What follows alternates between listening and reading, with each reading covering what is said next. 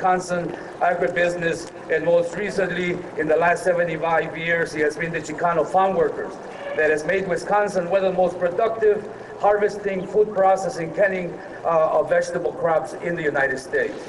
To celebrate Chavez's birthday would be to recognize the contribution of Chicano and Mexicano farm, seasonal, and migrant farm workers of the last half a century.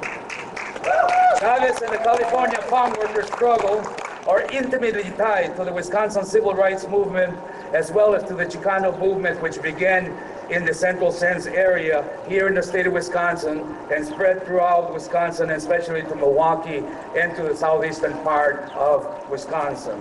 At the time, Chavez achieved what no social scientist, as well as trade unionists, thought possible: organize farm workers into a union, organize farm workers into a collective bargain unit, organize a community. Mainstream trade unionists thought that farm workers could not be organized. Farm workers could not be organized, they said, because they were too mobile. They were too unattached and had no sense of employer and employee relationships. Farm workers could not be organized because they were dispersed over countless of farms, growers, and impregnable labor camps where organizers were prevented from contacting them. Farm workers could not be organized because of their miserable wages.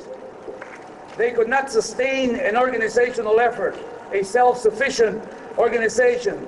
They could not be around, or nor could they pay dues because of their meager wages. Along with the mainstream trade unionists, social scientists right here in the University of Wisconsin thought farm workers could not be organized. Anthropologists thought we could not organize because we had no previous relationships with organizational development, with institutional development, with organization and the building of such.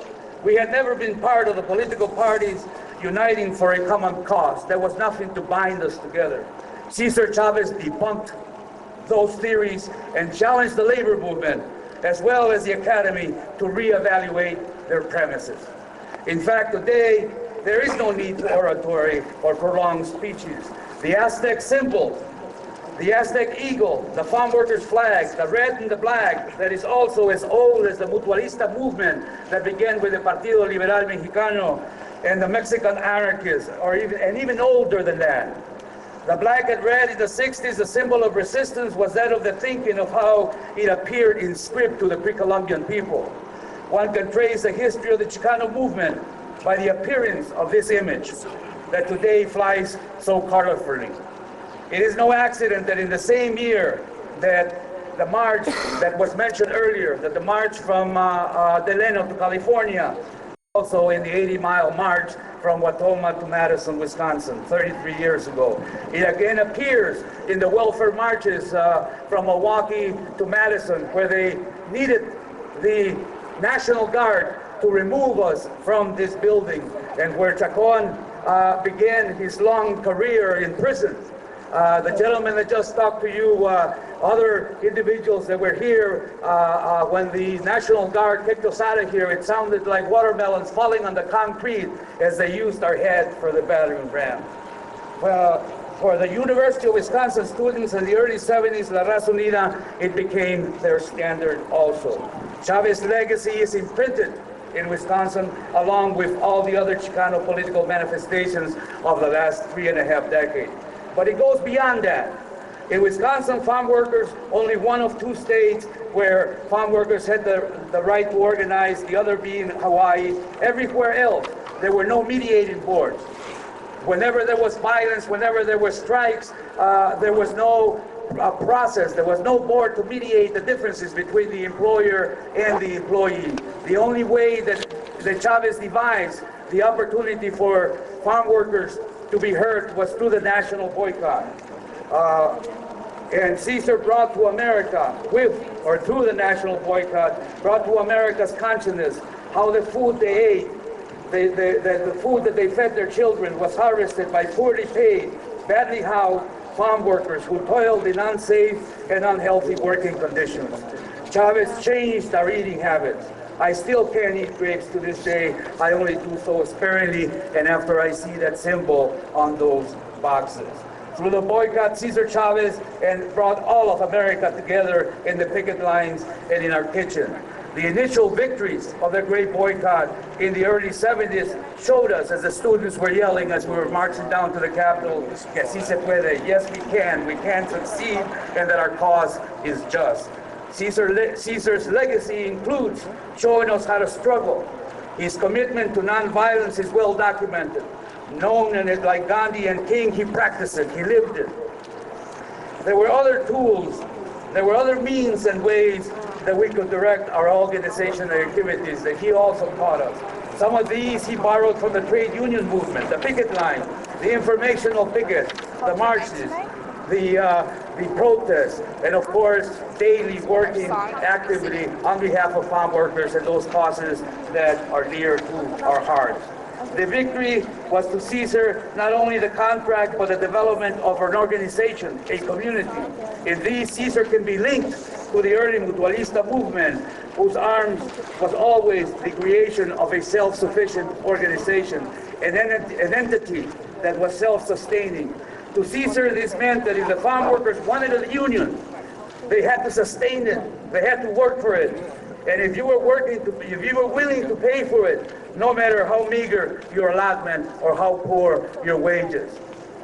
Obreros Unidos was patterned after the original National Farm Workers Association, which was a precursor of the United Farm Workers Organizing Committee, and many community-based organizations here in the state of Wisconsin were patterned after this community development that Chavez showed us.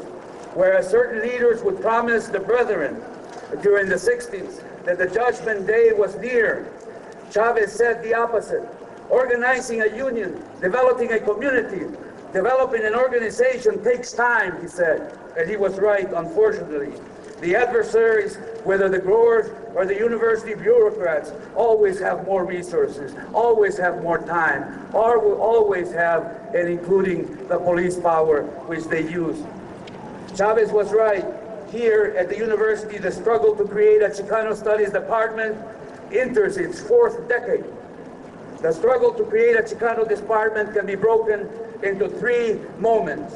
The first that led to the legislature, right here behind me, funding a Chicano Studies department in 1974 through an amendment of the University of Wisconsin budget.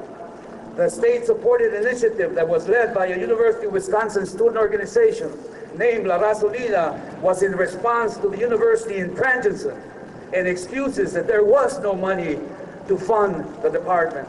Ironically, while we were lobbying the amendment through both chambers, the university constantly opposed the creation of Chicano Studies Department. Finally, in the wheeling dealing, not the sift-wing and winning, the wheeling dealing of the Joint Finance Committee, one word was removed from that amendment. The word department was changed to a program in the Joint Finance Committee after months of organizing it. Needless to say, the lobbying was undertaken with the picketing of the College of Letters and Science offices on Bascom Hill. There were arrests throughout the months of picketing. The second phase of the Chicano Studies, of the development of Chicano Studies Department, is led by Metra students. And it was a demand that academic initiatives be undertaken and that respective departments commit to hiring of tenure-track faculty members who would teach Chicano Studies here at the university. Again, the spirit is marked by confrontations, acrimony, and waste of time and energy. Finally, today, there is a core of faculty members, lecturers, and academic staff carrying out a diverse and dynamic curriculum.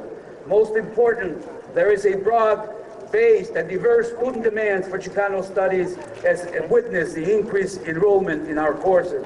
The question now remains whether the university will revert to their intransigence, will revert to confrontations, will revert to and exercise the police powers that we met. It is up to us now to continue this struggle, and I think this is an opening round. And I want to congratulate the students in Spanish, like I did with my opening remarks, y decirles que simplemente estos esfuerzos que se están llevando acá son para ustedes y las generaciones que les siguen a ustedes. No dejen caer a esa hermosa bandera.